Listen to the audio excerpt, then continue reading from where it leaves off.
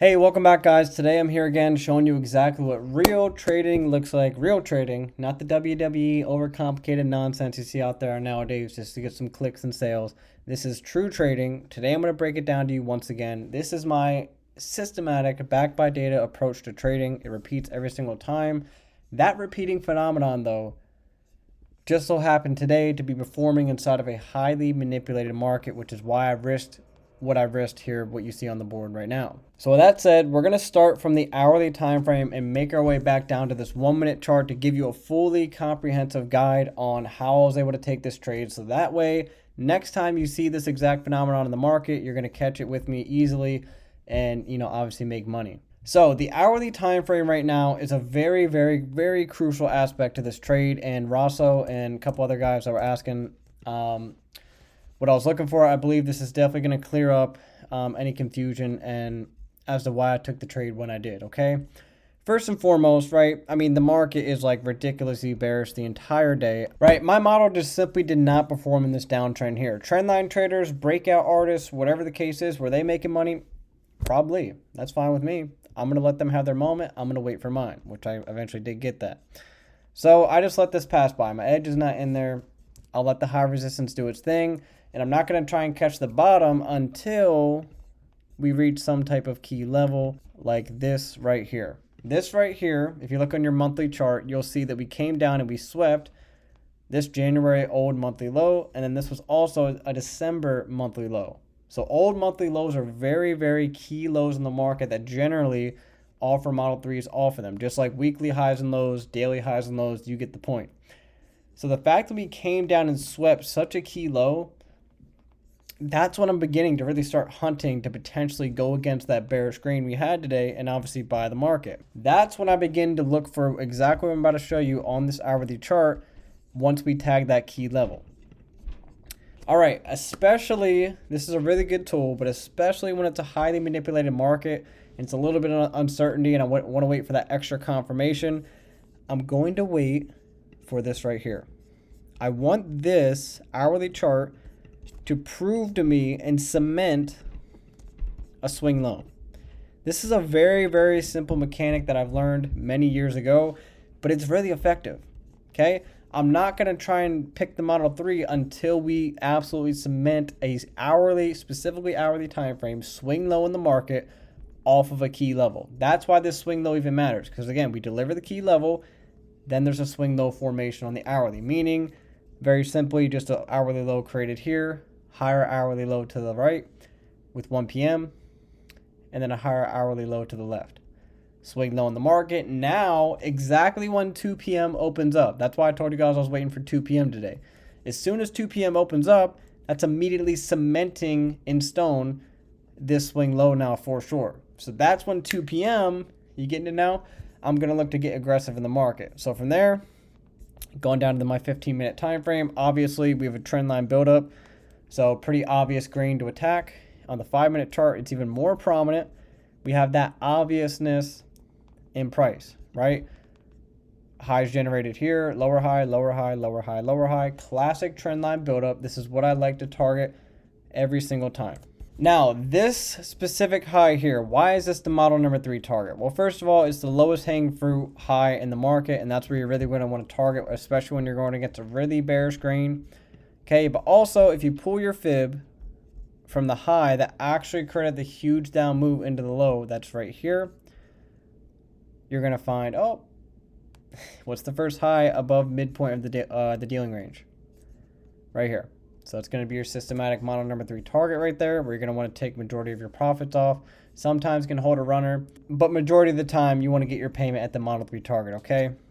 Especially when we're not in trending markets like spring, summer, and fall time do offer, okay? So now from here, we have everything established. What I wanted to see on the hourly structure, right? We had that key low delivered. We established, obviously, again, the model number 3 target. And one more thing I want to show you before we drop down to the 1-minute chart, purely going off the checklist. I need a solid body down candle change in the state of delivery. Along with me waiting for that swing low to be created on the hourly, There was no solid body candles in here being shifted above. Yeah, we created the big bullish candle here, but look at these candles. They're not really solid body. They have large wicks attached to them, and they're small bodied. I don't like to use those in the market. I don't like to utilize them. But then that changes here. This one sticks out a lot more. Okay, now this isn't the biggest deal in the world. However, it is a small little tweak that does help a lot of times purely on data. You want to see these large volume candles being shifted above. That's what this really is about. You have large volume candles.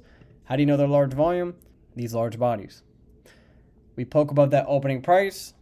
There you go. Now I can check that off the checklist. Absolutely everything's checked off now. Once I get what I'm about to show you in the 1 minute chart, we have that solid body down candle shifted above. Boom. Now I go down to my 1 minute chart. As I told you, I'm waiting for 2 p.m. Now that that hourly swing low has been cemented, now I can look at 2 p.m. I look at the 2 p.m. opening and I immediately identify, okay, well, we created a huge light bulb expansion, so there's really no need for 2 p.m. to manipulate. We created 1, 2, 3, 4, 5 fair value gaps. Now the minimum is just 2. So we created 5 fair value gaps. That's a really light bulb, fast moving expansion. I like that. And right when we open at 2 p.m., I'm now confident with the combination of that 2 p.m. hourly opening and the work already being done on that hourly time frame, coupled with us already retracing into these fair value gaps, boom, I'm taking that entry. Stop loss placement, the only correct stop placement was right down below the candle that created the first fair value gap. Right, same thing as the last trade. It actually tested the last line of defense. Usually you can expect that to happen in the beginning months of the year and, just overall more manipulated markets, okay? So you always want to have your stop loss below the candle that creates the first gap, all right? So number one, that's why I trusted my stop loss here because, again, what I just explained. But also, this light bulb expansion is coming up off of, number one, sweeping out this low. Right, so it's sweeping out a low and then expanding. That's key. And also, it worked in this hourly wick right here. Boom. Tapped down into the midpoint. Came up off of that. So the combination of it sweeping a low plus delivering that wick, again, that gives me more confidence, especially once we cement this swing low in the market. So with that said, again, this is just your classic textbook Model 3 light bulb expansion. It's one of those markets that just keep testing the last line of the fence. It's definitely not comfortable, but you got to sit through it and trust the process because it's always going to deliver, 90% of the time when you have the correct stop placement, okay? So with that said, here's when the actual good part comes in where I teach you the risk management aspect of this, okay? Notice how I didn't go all heavy in on this, right? I'm using my live money on this trade, right? Because I trust my system for a reason. But notice I only did 3 micros. That's about a little bit less than half of my typical risk nowadays, right? I put that on initially. I obviously saw my setup perform, so I took it, but I kind of held back on the risk factor. Why? Because we're banging around a lot. It's high resistance, and I'm identifying that it's a higher manipulated market here today. So I'm being, confident with my model, but at the same time, I'm being humble and saying, hey, I'm not immune to anything in these markets, okay? So anyway, I put on 3 micros here. Then I'm just waiting. Okay, I want to see, what do we do with these gaps? How are we delivering? And I'm just going to wait for the market to give me more confirmation that I'm on the right side here, right? So we consolidate. It's like whatever at this point. I'm just sitting there waiting, boring. And then we do this. Boom. Runs to the upside, breaks out above the consolidation finally, creates solid body candles. There you go. I'm not going to wait for a retrace or anything. I'm just going to add in more contracts because, again, I held my initial confidence. And now it's showing me and giving me good feedback towards my target. So I'm going to add in 3 more to make it count.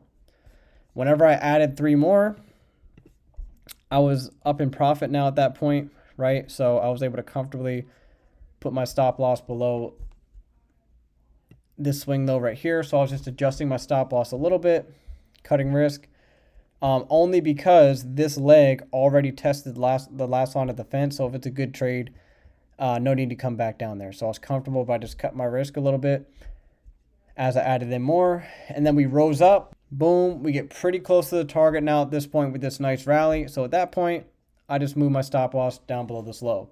So I added in more, right? But the risk wasn't super increased because I'm able to cut my stop loss in half now with this given expansion. Why? Here we go, guys. Here's the good stuff. What did I tell you about that Thanos candle? It's not a joke. It's a real thing. Thanos candle was created. Whenever that happened, I'm confident in cutting risk and moving my stop loss. It's the only time that it's valid, when it gets close to the target with another set of multiple gaps. And that's exactly what we did right here. Another light bulb move in the direction of the draw after the original entry, multiple gaps. And I know for a fact that these need to be respected if it's going to be good to go to the target after it's already gotten so close to it. You understand now, guys? So this is a really, really good rundown on how I'm able to assert myself even when I'm using like lighter risk, right? To start out. That's how I do it. I build into my position, and then when I get the Thanos candle, right? AKA another set of multiple gaps towards the draw, I can cut my stop loss in half, right? So even though I'm adding a lot more and the profit is obviously going up from what, 3 micros would be, it's doubling. Again, my risk is cut significantly because the stop loss is now 31 handles, but the original one before the last line of defense was tested was 83. So I'm cutting essentially, about 50 handles off of risk, and then I just have to let these multiple gaps do their thing, ride it out to the target. Okay, now at this point, when we created this next rally, what did I tell you guys? I need to see the John Cena candle. Okay, and that literally did perform right here. This is your John Cena candle. All right. Once we got this rally here, we got within, was 42, we got 15 points within the target. Whenever that happens, right, in today's volatility, 15 to 20 points, that's when I'm going to anticipate a John Cena candle. There's no need for us to have a crazy retrace. It just needs to complete the move with that out of nowhere volatile move to the target. That's exactly what we got. So at this rally, I'm completely break even. Okay, and I'm just waiting for this guy right here. Okay, this is the last phase of every single winning trade. See how volatile and sudden this candle was to smash right up in the target just like that, right? That's what I'm waiting for. Anywhere from 15, 20 points within the target, boom, break even, wait for John Cena candle, trade's done, right? So it's the same 3-phase system every single time on the 1-minute chart. When we have all the context that I showed you from the higher time frame, I can scale down, and that's the 3 phases to any good model number 3. Phase number 1, the light bulb expansion entry. Phase number 2, Thanos candle, an extra set of gaps towards the target. Phase number 3, your break even, and then you look for the John Cena candle. Boom. The 3 phases to a high quality model number 3. You learned it here today. Hope you guys enjoyed this one. See you in the next one.